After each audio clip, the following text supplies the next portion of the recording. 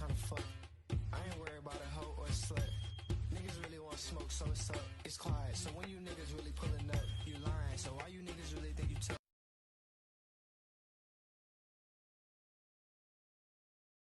It's something about the level of obsession that they have with us always just disgusted me. While other people ignore and pretend that the history doesn't exist, that books and articles that are already written before I even came to notice about the things that are really going on with these disgusting people were already observed and talked about. I would just like to continue to bring more things to the light. Besides minstrels making fun of Black people's hair, their feet, their mouths, their noses, the eyes of a Black person, and besides them translating it into a clown form so they can continue to make fun of Black people. And if you're confused, go ahead and look at my YouTube channel description for sources and shit like that. But to continue on with what I'm saying, I want to speak about the fact that these racist white people, these racist white minstrels would go to the African Grove Theater where Black people wanted to go and watch the talented Ira Aldridge. He was a free Black man from the North and a highly talented actor. He performed serious Shakespearean roles and later became famous across Europe for his skill. This is where Black people would go to support talented Black actors. But guess who didn't like that? Minstrels did not like that. They wanted to ridicule Black actors of the African Grove Theater whose performances would contradict minstrels' construction of Blackness. Now, the African Grove Theater was founded in 1821 by James Hewlett. Now, this was the only venue in New York which offered Black Shakespearean productions in the desire to view themselves without the minstrel-derived representations. Now, Black audiences, of course, flocked in large numbers to performances so they can see themselves in a better light than what some racist minstrel fuck wants to tell what Black people are. Now, while Black people are minding their fucking business, at the Bowery Theatre, there's a man named Charles Mathews. Now, this man was, of course, he was white, and he was a white performer, and he basically loved to mock Ira Aldridge. He ridiculed Black Shakespearean actors. And the following stump speech is Mathews' imitation of Aldridge, which I will show now. Now, as you can see here, Mathews pretty much wanted to, like most of the minstrel performers, wanted to present Black people as unintelligent. They spoke with minstrel dialect. Now, of course, all the racist white people were curious to see Mathews' version of Ira Aldridge, a successful Shakespearean actor. Now, of course, these racist white people could not take that, Black people were in their own space, being successful, entertaining their peers. So what did they do? They rioted the African Grove Theater.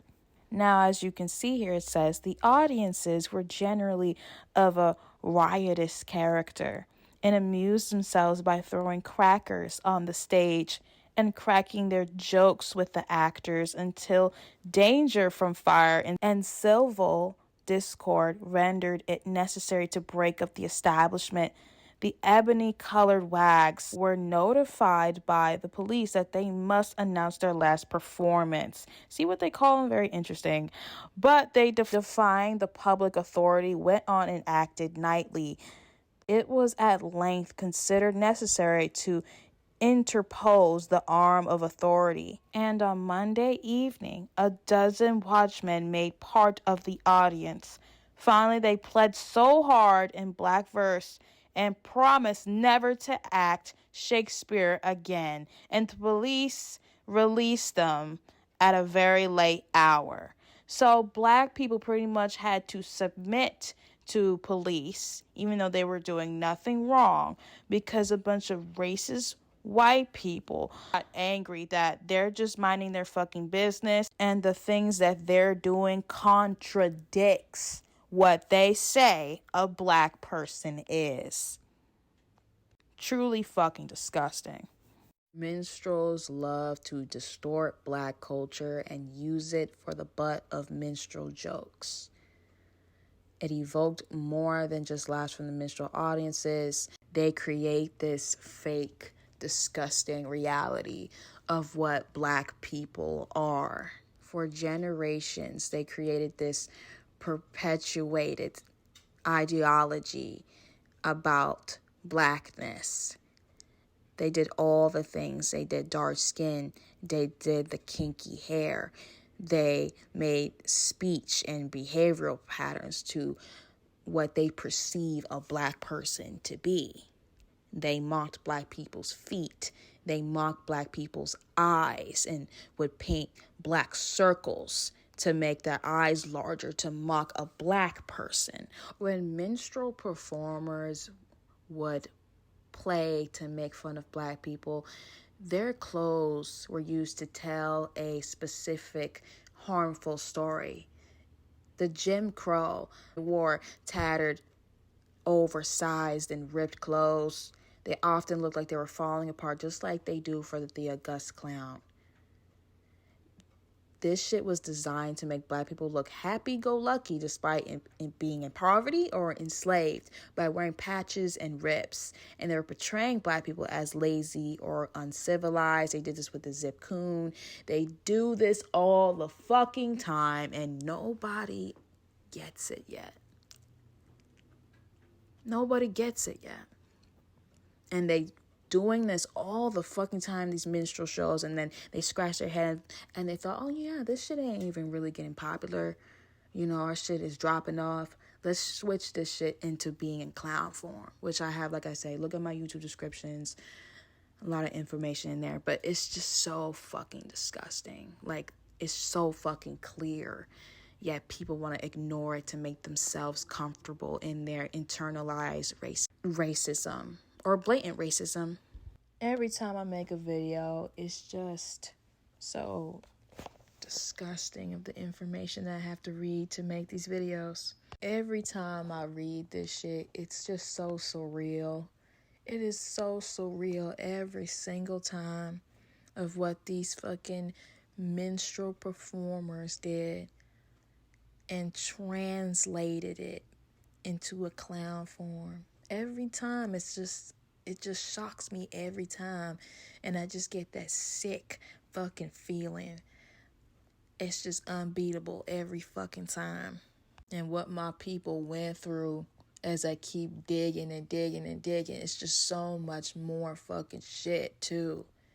I still can't believe that my people had to put on blackface in order to perform and show themselves out in the world. They had to fucking put on blackface to fucking perform as a clown and do all this shit. Sometimes I'm like, why the fuck are you even doing it? But this is their stories. But if you're interested in that, I talked about that. Those videos are already created. You just gotta scroll down and find it. It's just so crazy how the information is already out there, but yet nobody knows about it. And the clean version of clown still stays. The America version seems to just fall on everyone every single time, but information like this gets hidden. It gets just buried. And it's just so unreal to me. Tons of information is out there, but no one's ever going to research it. Only the America version will continue to be talked about because it's just so easily digestible. You don't have to think too hard. It's just a fun, go-lucky clown. You don't have to think about it too hard. I don't know why it surprises me when America is already built on racism. Sometimes it just hurts my feelings to really acknowledge the history, the real history of clowns. It hurts me as an African American woman. But that's all I have to say for this video. I'm not gonna lie. Sometimes a bitch be lazy. I'm not gonna hold you. Or I be busy. Shit. But I'll be back. Maybe I'll be back tomorrow. Maybe I'll be back next week. I don't know. I'm unpredictable like that.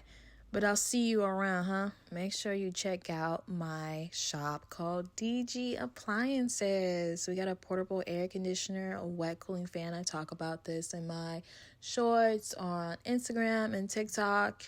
And then we also have, if you're a makeup girly, brush cleaner. Buy this while you can because, I'm thinking about other businesses I want to do. So if you do want a portable air conditioner where you can take wherever you want to go, the car, in your living room, your bedroom, wherever you want to be at, there you go. Bye.